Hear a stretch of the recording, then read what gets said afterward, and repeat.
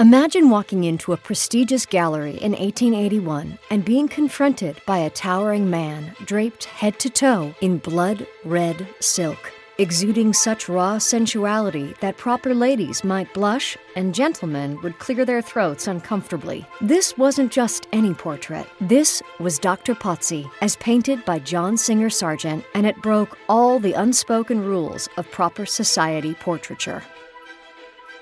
Well, today we might see an elegant man in a fashionable dressing gown. Victorian viewers saw something far more provocative. Why? Because Sargent had committed the cardinal sin of exposing the sexual undercurrent that polite society desperately tried to suppress.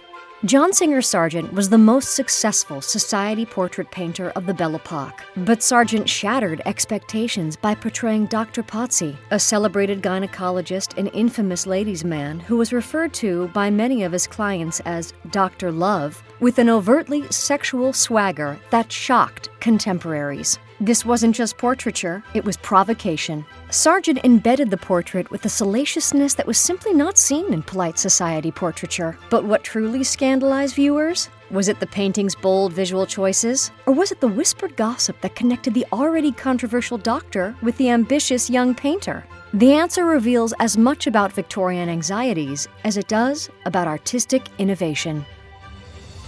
Welcome to Art Vault. Singer Sargent was born in Florence in 1856 to unconventional American parents who had left their hometown of Boston, Massachusetts, and lived their life as wealthy cultural nomads in Europe. Sargent's mother, an amateur artist, was a classic eccentric heiress, dragging her semi-reluctant husband and children across Europe on an endless grand tour. Madame Sargent was a powerful, self-assured, and rather theatrical woman, and Sargent would make a career out of painting iconic women just like her. They arrived in Paris in 1874. His mother arranged for him to study with the artist Carlos Duran. Young Sargent was impressed by Duran's The Lady with the Glove, which had scandalized Parisian society with its suggestive dropped glove, a scandal that would later be mirrored by the public reaction to Madame X and Dr. Pozzi.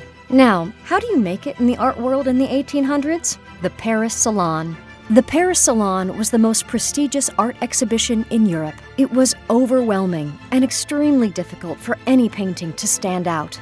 Sargent understood this and knew that he needed to produce something sensational. Getting people talking about your paintings was good for business. His risk-taking and unmasculine poses and attire was what made Sargent noticed early on. Dr. Pozzi liked a risk. They met in 1881, and Sargent started working on the painting. To understand why this portrait caused such a stir, we need to transport ourselves back to the 1800s. Victorian society operated on strict codes of conduct. Men, especially professionals like doctors, presented themselves with utmost formality. Dark suits, serious expressions, and conventional poses were the norm for male portraiture. But Dr. Samuel Jean Pozzi wasn't just any physician. He was the most celebrated gynecologist in Paris, a pioneer in his field who modernized surgical techniques and wrote the definitive textbook on gynecological surgery that would be used for decades. But Dr. Pozzi was far more than his professional achievements. The Princess of Monaco described him as disgustingly handsome, and he cultivated a reputation as the ultimate ladies' man, earning him the nickname L'amour médecin, the love doctor.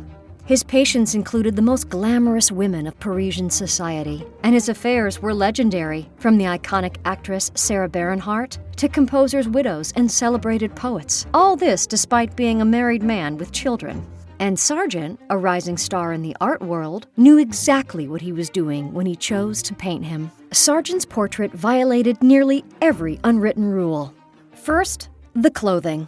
The crimson robe was reminiscent of Catholic cardinals, a provocative choice in itself, but worn in a manner that suggested bedroom attire rather than religious authority. The exposed white shirt opened at the neck would have been considered inappropriately casual. Second, the pose. Men simply weren't portrayed this way, with languid gestures, hip cocked, and hands positioned in such delicate arrangements. These poses were typically reserved for women or figures of antiquity. Third, the intimacy. The title itself, Dr. Pozzi at Home, placed viewers in his private domain, a breach of the public-private divide that Victorians held sacred. Professional men were depicted in their professional settings, not in states of undress in their personal quarters. Finally, there was the unmistakable sensuality. Remember, this was an era when piano legs were covered with little skirts because they were considered too suggestive. The painting positively drips with sexual confidence in an age when such displays were considered vulgar at best and immoral at worst. Sargent's mainstream sensuousness has always been recognized, and scholars have said that the images flirt between heterosexual and homosexual desire. The artist's private life is not necessarily the key to his work. Little is known about Sargent's personal life as he destroyed many of his private papers. But in 1981, a full century after he created them, a portfolio of intimate nude males in sensual or evocative poses was discovered. He had given it to his friend Isabella Stewart Gardner for safekeeping. He knew they would be seen after his death. What those daring images tell us is that Sargent had a need to push the boundaries of what was considered acceptable in art, and that is precisely what makes him so interesting. It is the gynecologist's hands which are the focal point of the composition. Dr. Pozzi's hands are tapering and sensitive, with long, busy fingers that suggest his surgical prowess as a gynecologist, but also hint at the more sensual side of Dr. Pozzi. Sargent was savvy enough to know that Paris, where Pozzi lived and practiced, might not be ready for such a portrait, so he exhibited it in London instead, where it promptly received scathing reviews. British critics called it objectionably Parisian, too decadent, and en vogue, none of which were compliments. One critic even hinted it was effeminate, a serious charge in Victorian times that questioned not just the subject's artistic portrayal, but his very character.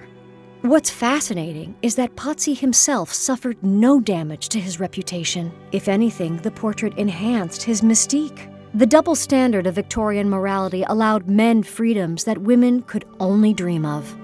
Today, Dr. Pozzi at Home hangs in the Hammer Museum in Los Angeles, still captivating viewers with its sensual power and technical brilliance. What was once shocking has become celebrated as one of Sargent's masterpieces.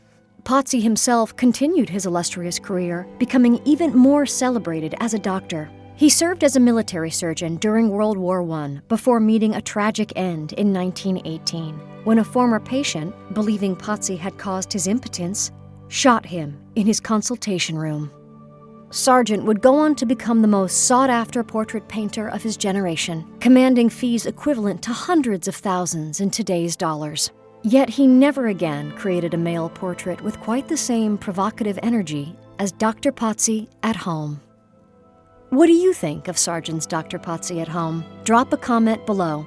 And thank you for watching Art Vault.